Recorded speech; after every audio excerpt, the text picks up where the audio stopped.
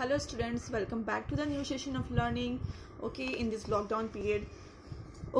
तो आज हम लोग ने ये वीडियो बनाया मैंने चैप्टर नंबर 1 पे BST का, और हमारा टॉपिक है लेवल ऑफ मैनेजमेंट. क्या टॉपिक है? Levels of management. मैनेजमेंट का देखिए आपको पिरामिड से एक्सप्लेन किया गया है. मैनेजमेंट का 3 लेवल्स होते हैं. First level is called top level management, and बीच वाले को बोलते हैं middle level management, and third वाले का 3 नाम से आप जान सकते हो. थर्ड लेवल ऑफ मैनेजमेंट का first is lower level management, operational level and supervisory level. तो आज की वीडियो हम लोग डिस्कस करने वाले हैं टॉप लेवल मैनेजमेंट. तो आप देख रहे होंगे मैंने यहाँ पे लिख रखा है टॉप लेवल में मैक्सिमम अथॉरिटी होता है. ठीक है, टॉप लेवल मैनेजमेंट उसको बोलते हैं जहाँ पे आपने मूवीज में भी देख रखा हो, बोर्ड ऑफ डायरेक्टर्स होते हैं जो कि इंपॉर्टेंट डिसीजंस लेते हैं. यहाँ पे बहुत ही इंटेलिजेंट पीपल बैठते हैं. लाइक आप CEO बोलते हैं, वाइस प्रेसिडेंट बोलते हैं, CFO बोलते हैं, चीफ ऑपरेटिंग ऑफिसर होता है, मैनेजिंग डायरेक्टर्स होते हैं, जनरल मैनेजर्स होते हैं, प्रेसिडेंट होते हैं. ये सब बड़े बड़े नाम है जो कि कहाँ पे रहते हैं?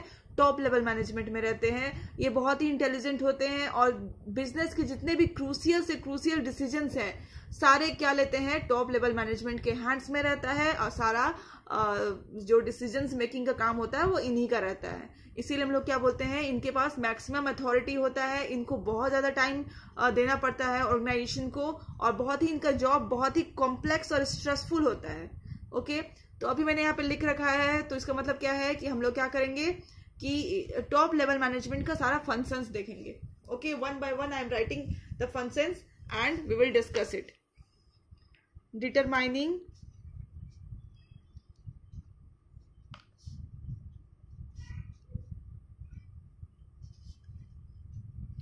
the objective of the enterprise. तो पहला मेरा फीचर है determining the objectives of the enterprise. मतलब क्या करना कि किसी भी एंटरप्राइज का या फिर ऑर्गेनाइजेशन का ऑब्जेक्टिव्स क्या क्या है उसको कौन डिटरमाइन करता है. उसको डिटरमाइन करना मतलब सिंपल लैंग्वेज में तय करना कि आपको इस साल में इतना गोल कंप्लीट करना है, इतना टारगेट अचीव करना है, या फिर इतना ऑब्जेक्टिव्स आपको फुलफिल करना है. तो किसी भी ऑर्गेनाइजेशंस का ऑब्जेक्टिव्स होता ही होता है. बिना ऑब्जेक्टिव्स मतलब कोई भी ऑर्गेनाइजेशन अगर सेटअप होता है तो कुछ ना कुछ ऑब्जेक्टिव्स के साथ ही होता है. तो उस ऑब्जेक्टिव्स को अचीव करना ही क्या है, उस ऑर्गेनाइजेशन का सबसे पहला फंक्शन होता है. उस ऑब्जेक्टिव्स को डिटरमाइन कौन करते हैं? जो टॉप लेवल में बैठे हुए हैं वही करते हैं, वही डिसाइड करते हैं कि इस बार कितना ऑब्जेक्टिव अचीव करना है और कितना नहीं करना है. तो इसमें आप ऑब्जेक्टिव्स भी 2 तरह का होता है. आप long term objectives and short term objectives. तो लॉन्ग टर्म ऑब्जेक्टिव्स क्या होगा एंड शॉर्ट टर्म ऑब्जेक्टिव्स क्या होगा, ये डिटरमाइन कौन करता है? आपका टॉप लेवल मैनेजमेंट करता है. दूसरा है framing of plans and policies. दूसरा ऑब्जेक्टिव है framing of plans and policies. ठीक है, तो ये भी किसका काम है? टॉप लेवल मैनेजमेंट का काम है. ये क्या करते हैं? इंपॉर्टेंट प्लान्स, कैसे ऑब्जेक्टिव्स को अचीव करें और कैसे कौन कौन से प्लान्स एंड पॉलिसीज बनाने चाहिए अपनी कंपनी के लिए. ये काम भी किसका है? ये फंक्शन भी कौन करता है? टॉप लेवल मैनेजमेंट ही करता है. इसका थर्ड है function organising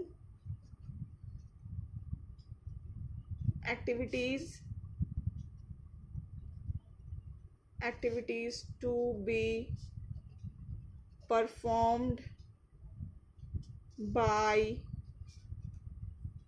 persons working at middle level.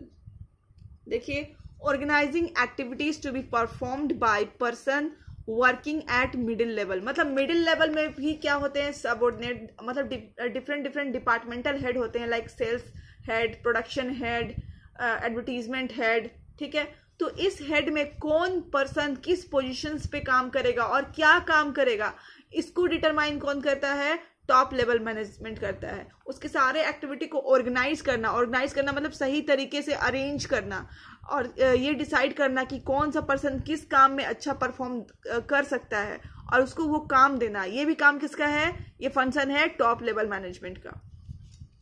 Then D है असेंबलिंग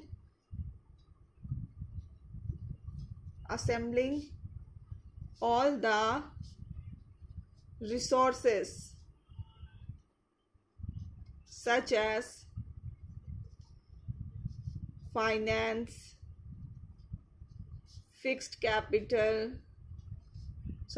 assets और capital, कुछ भी लिख सकते हो, assets etc। तो अब देखिए प्रोडक्शन ऐसे नहीं हो जाता है, उसके लिए क्या चाहिए, रिसोर्सेज भी चाहिए, तभी क्या होगा, प्रोडक्शन होगा।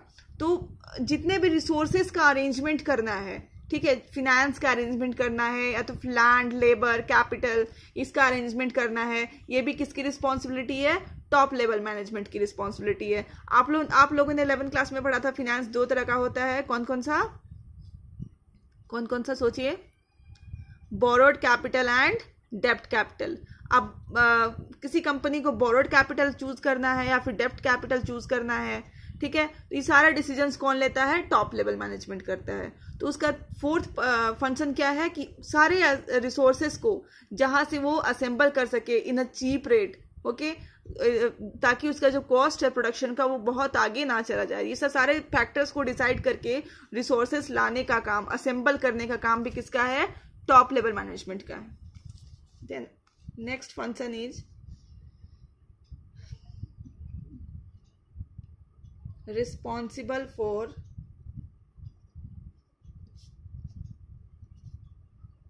welfare and survival of the organization, ठीक है, रिस्पॉन्सिबल फॉर वेलफेयर एंड और सर्वाइवल ऑफ द ऑर्गेनाइजेशन। ये रिस्पॉन्सिबल है कि आपका जो ऑर्गेनाइजेशन है, एंटरप्राइज है, वो सर्वाइव करे और उसका वेलफेयर हो। कैसे करेगा कि जो मिडिल लेवल पे जितने भी वर्कर्स हैं और या फिर लोअर लेवल पे जितने भी वर्कर्स हैं, सारे का देखेगा कि वर्किंग कंडीशन सही है कि नहीं, उन लोग को लॉन्ग रन में क्या क्या चाहिए उनको सेटिस्फाई करना, ठीक है, और ऑर्गेनाइजेशन में जो भी लॉन्ग रन है वो स्मूथली और सक्सेसफुली रन करे। ये सब का जिम्मा किसका है, टॉप लेवल मैनेजमेंट का है, ठीक है। तो ये किसके लिए रिस्पॉन्सिबल है, सर्वाइवर के लिए और वेलफेयर के लिए, ओके। लेशन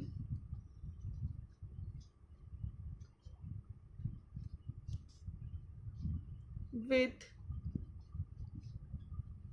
outside world,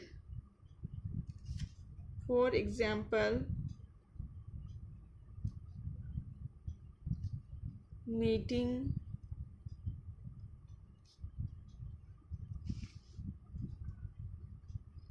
government officials,